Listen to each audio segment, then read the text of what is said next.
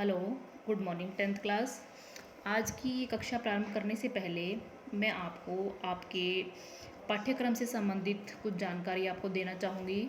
आपके पाठ्यक्रम में सीबीएसई ने जो परिवर्तन किया है उससे संबंधित कुछ मुख्य बातें मैं आपको बताना चाहूँगी। देखिए, आपका जो फर्स्ट चैप्टर था शब्द और पद, उसके स्थान पर अभी पदबंध जो है आपका आएगा और वो है आपका 2 अंक का। उसके बाद है आपका समास, ये है आपका 4 अंक का। उसके बाद है वाक्य भेद व रूपांतरण, ये है आपका 3 अंक का। फिर है आपका अलंकार, ये अशुद्धि शोधन के स्थान पर अलंकार जो है आया है और ये है आपका 3 अंक का। फिर है आपके मुहावरे, इसमें कोई परिवर्तन नहीं है। मुहावरे जो हैं ये आपके हैं 4 अंक। ठीक है, तो कुल मिलाकर ये आपका व्याकरण जो है ये 16 अंक का है। ठीक है, उसके बाद है आपका लेखन कौशल यानी राइटिंग स्किल। राइटिंग स्किल में आपके 5 जो हैं विषय रहेंगे। 5 टॉपिक जो हैं आपके वो हैं। फर्स्ट है आपका पत्र लेखन, औपचारिक पत्र है, इसमें 5 अंक का। अनुच्छेद लेखन 6 अंक का है। विज्ञापन लेखन 5 अंक। सूचना लेखन 5 अंक। और कहानी लेखन, कहानी लेखन जो है ये आपकी संवाद लेखन के स्थान पर दिया गया है। अभी थोड़ा सा परिवर्तन यहाँ पर किया है। कहानी लेखन या आप इसको लघु कथा लेखन भी कह सकते हैं। ये है आपका 5 अंक का। तो इस प्रकार से ये आपका कुल मिलाकर 26 अंक जो हैं ये आपके लेखन कौशल के रहेंगे।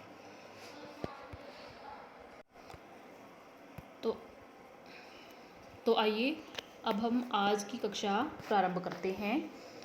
आज हम करेंगे पदबंध, लेकिन पदबंध करने से पहले हमें वही जो हम टॉपिक पहले कर चुके हैं अपनी कक्षा में, क्लासरूम में हमने किया था शब्द और पद। सबसे पहले हमें शब्द और पद के बारे में जानना बहुत ज़रूरी है, क्योंकि तभी हम अपना टॉपिक जो है हमारा विषय पदबंध हम उसको समझ पाएंगे। तो बेटा देखिए, शब्द जो है वो आपको पता ही है कि शब्द क्या होते हैं। शब्द जो हैं वर्णों के सार्थक मेल को शब्द कहते हैं। यहाँ पे आपको ध्यान देना है, सार्थक मेल यानी जिसका कोई अर्थ होता है। वर्णों के सार्थक मेल को हम शब्द कहते हैं। जैसे क, म, ल, ये हैं 3 वर्ण और इन तीनों के मेल से शब्द बनते हैं कलम और कमल। ठीक है, जिनका कि अर्थ है। लेकिन यदि हम इनको उल्टा पुल्टा मिलाएंगे, जैसे ल क म, ठीक है, या म ल क, तो वो कोई शब्द नहीं है, क्योंकि उसका कोई अर्थ नहीं है। तो इस प्रकार से शब्द क्या है, वर्णों का सार्थक मेल शब्द कहलाता है। तो देखिए, पद, शब्द और पद में बहुत ज़्यादा अंतर नहीं है। शब्द को ही जब हम वाक्य में प्रयुक्त करते हैं, यानी शब्द ही जब वाक्य में प्रयुक्त हो जाता है तो वो पद कहलाता है। यानी जब हम शब्द का ही प्रयोग वाक्य में कर देते हैं तो वो शब्द ही पद कहलाने लगते हैं। जैसे देखिए, उदाहरण के माध्यम से हम इसे समझते हैं। जैसे तालाब में कमल खिलते हैं, तालाब में कमल खिलते हैं। अब देखिए, कमल मैंने कहा था ऊपर की शब्द है, लेकिन अभी हमने इसी शब्द को वाक्य में प्रयोग किया है, तालाब में कमल खिलते हैं। तो यहाँ पर ये कमल जो है पद कहलाएगा, क्योंकि अभी इसने वाक्य में स्थान ग्रहण कर लिया है। और ये पद क्यों कहलाएगा, क्योंकि इसका संबंध जो है अन्य शब्दों के साथ जुड़ जाता है, विभक्तियाँ साथ में लग जाती हैं। जैसे तालाब के साथ विभक्ति लगी हुई है में, ठीक है, तालाब में कमल खिलते हैं, ये है क्रियापद, ये संज्ञा पद है, में जो है कारक विभक्ति है।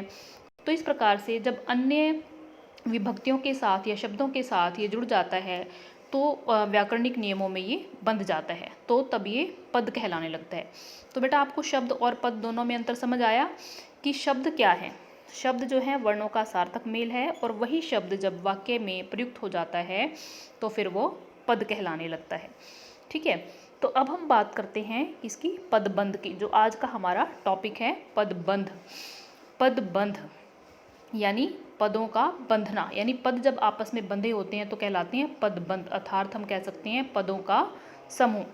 अब इसकी परिभाषा आप देखिए, जब 2 या अधिक पद नियत क्रम और निश्चित अर्थ में किसी पद का कार्य करते हैं तो उन्हें पदबंध कहते हैं। यानी एक निश्चित स्थान पर निश्चित क्रम के साथ में निश्चित अर्थ की जब वो अभिव्यक्ति करा रहे होते हैं तो वो पदबंध कहलाते हैं। सरल शब्दों में आप इसको समझ सकते हैं। जैसे देखिए, कई पदों का समूह क्या होता है, पदबंध होता है। और वाक्य में एक सार्थक इकाई के रूप में वो काम करता है। पदबंध को हम वाक्यांश भी कहते हैं। ठीक है बेटा। अब देखिए, अच्छा बेटा देखिए, पदबंध में जो ध्यान देने योग्य बात है वो मैं आपको बता देती हूँ। देखिए, हर पदबंध में एक मुख्य पद होता है और बाकी पद जो होते हैं वो उस पर आश्रित होते हैं। ठीक है, एक पद क्या होता है, मुख्य पद होता है और बाकी पद जो हैं उस पर आश्रित होते हैं। तो जो वो मुख्य पद होता है ना, उसी से हमें पता लगता है कि ये कौन सा पदबंध है।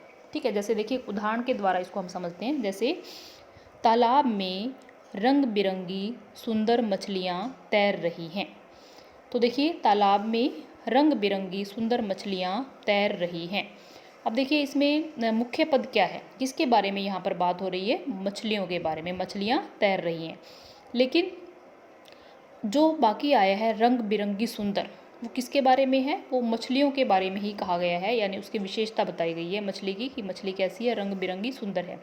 लेकिन यहाँ पर बात किसके बारे में हो रही है, मछली के बारे में। तो मछली जो है वही यहाँ पर मुख्य पद है और रंग बिरंगी सुंदर जो है वो आश्रित पद है। ठीक है, तो जो मुख्य पद होता है, मैंने आपको बताया पहले ही कि जो मुख्य पद होता है उसी से हमें पता चलता है कि ये कौन सा पदबंध है। तो यहाँ पर देखिए, मछलियाँ जो है मुख्य पद है और मछलियाँ क्या है, संज्ञा है। तो ये कौन सा पदबंध हुआ फिर, संज्ञा पदबंध। ठीक है, तो और देखिए इसमें कि पदबंध का निर्धारण मुख्य पद के आधार पर होता है। यदि पदबंध का आखिरी पद संज्ञा पद है तो पूरा पद संज्ञा पदबंध कहलाएगा। ऊपर के उदाहरण में आप समझ ही चुके हैं ये बात। फिर से देखिए इसको, यह स्थिति इसी प्रकार अन्य भेदों पर भी लागू होती है। पदबंध के जो अन्य भेद हैं उन पर भी सेम कंडीशन, यानी यही स्थिति उन पर भी लागू होती है, चाहे वो सर्वनाम पद हो, क्रियापद हो, विशेषण या कोई और पद। ठीक है, तो इसमें मुख्य बात क्या रहेगी कि पदबंध का निर्धारण जो है वो किसके आधार पर होता है, मुख्य पद के आधार पर। ठीक है, जैसे इसको फिर से उदाहरण के द्वारा हम समझ लेते हैं। जैसे आजकल बाजार में स्वादिष्ट आम आए हुए हैं। अब देखिए यहाँ पर किसके बारे में बात हो रही है, बाजार में क्या आए हुए हैं, आम आए हुए हैं। लेकिन आम कैसे हैं, स्वादिष्ट हैं। तो बाजार में स्वादिष्ट आम, ये पदबंध है यहाँ पर। लेकिन आम के बारे में यहाँ पर बात हो रही है, तो मुख्य पद क्या है, यहाँ पर आम है। और बाजार में जो है वो, बाजार में स्वादिष्ट जो है ये आश्रित पद है। ठीक है, तो ये कौन सा पद है, आश्रित पद। अब आम आप देखिए, आम क्या है, यहाँ पर संज्ञा है। ठीक है, तो यहाँ पर भी कौन सा पदबंध हुआ, संज्ञा पदबंध। ठीक है, तो अब देखिए इसी को हम उदाहरण के द्वारा, कुछ उदाहरण मैंने आपको दिए हैं, इनके द्वारा हम इसको समझते हैं अच्छे से। जैसे देखिए, यह लड़की अत्यंत सुशील और परिश्रमी है। ठीक है, यह लड़की अत्यंत सुशील और परिश्रमी है। अब देखिए यहाँ पर जो मैंने अंडरलाइन किए हुए हैं शब्द, आप उनको देखिए, अत्यंत, सुशील और परिश्रमी। ये यहाँ पर 4 पद हैं, अत्यंत, सुशील और परिश्रमी। लेकिन अंतिम पद आप देखिए क्या है, परिश्रमी, विशेषण है। सुशील भी विशेषण है वैसे तो, लेकिन आप हमें अंतिम पद मैंने आपको बताया देखना होता है, उसी से हमें पता लगता है कि वो कौन सा पदबंध है, परिश्रमी। ठीक है, ये क्या है, विशेषण है। तो ये चारों पद मिलकर एक पदबंध का कार्य करते हैं। तो ये कौन सा पदबंध हुआ, विशेषण पदबंध, यानी अंतिम पद जो है वो विशेषण है, तो ये विशेषण पदबंध, यानी चारों पद मिलकर एक पद विशेषण पदबंध का कार्य करते हैं। फिर है नेक्स्ट उदाहरण देखिए आप, नदी बहती चली जा रही है। अब आप देखिए, बहना जो है वो भी क्रिया है। ठीक है, चली जा रही है ये भी क्रिया है। तो देखिए यहाँ पर नदी बहती चली जा रही है, मुख्य पदबंध जो है आप देखेंगे कौन सा है यहाँ पर, बहना, नदी का बहना, बहती चली जाना। ठीक है, तो चली क्या है, क्रिया है, मुख्य पद है ये, क्रिया, और नदी बहती जो है उसी के बारे में बताया गया है। तो ये कौन सा पद है, क्रिया पदबंध है। ठीक है, फिर नेक्स्ट देखेंगे आप, नदी कल कल करती हुई बह रही थी। अब कल कल एक पद है, करती दूसरा पद है, हुई जो है वो तीसरा पद है। तो यहाँ पर कितने पद हैं, 3 पद हैं। लेकिन हुई आप देखेंगे, हुई जो है वो क्या है, क्रियापद है, और कल कल करती जो है उसकी विशेषता बता रहा है। ठीक है, तो ये क्रिया विशेषण, नदी कैसे बह रही है, कल कल करती हुई बह रही है। ठीक है, तो ये है क्रिया विशेषण पदबंध। फिर है नेक्स्ट, सबसे तेज़ दौड़ने वाला छात्र जीत गया। अब देखिए, सबसे तेज़ दौड़ने वाला छात्र जीत गया। अब यहाँ पर आप देखेंगे कि मुख्य पद जो है वो क्या है, यहाँ पर छात्र। कौन जीत गया? छात्र जीत गया। और तेज़ दौड़ने वाला जो है उसी के बारे में बताया गया है। छात्र जो है वो संज्ञा पद है, ठीक है, तो इसलिए यहाँ पर संज्ञा पदबंध है। आगे देखेंगे आप, किस्मत के मारे हम कहाँ आकर फंस गए।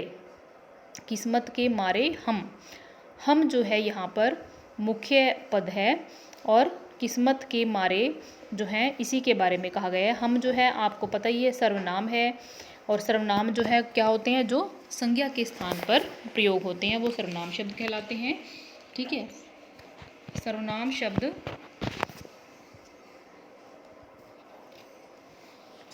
शब्द कहलाते हैं, ठीक है, जो संज्ञा के स्थान पर प्रयोग किए जाते हैं वो सर्वनाम शब्द कहलाते हैं। किस्मत के मारे हम जो है सर्वनाम है, मुख्य पद है, और बाकी जो है आश्रित पद हैं, तो ये क्या कहलाएगा, सर्वनाम पदबंध। तो इस तरीके से पदबंध के जो हैं 5 भेद होते हैं बेटा, लेकिन हम भेदों के बारे में जो है अगली क्लास जब हम करेंगे तो अगली क्लास में हम भेदों के बारे में पढ़ेंगे। अभी मैंने सिर्फ आपको पदबंध के बारे में थोड़ा सा समझाया, उसका परिचय आपको दिया है।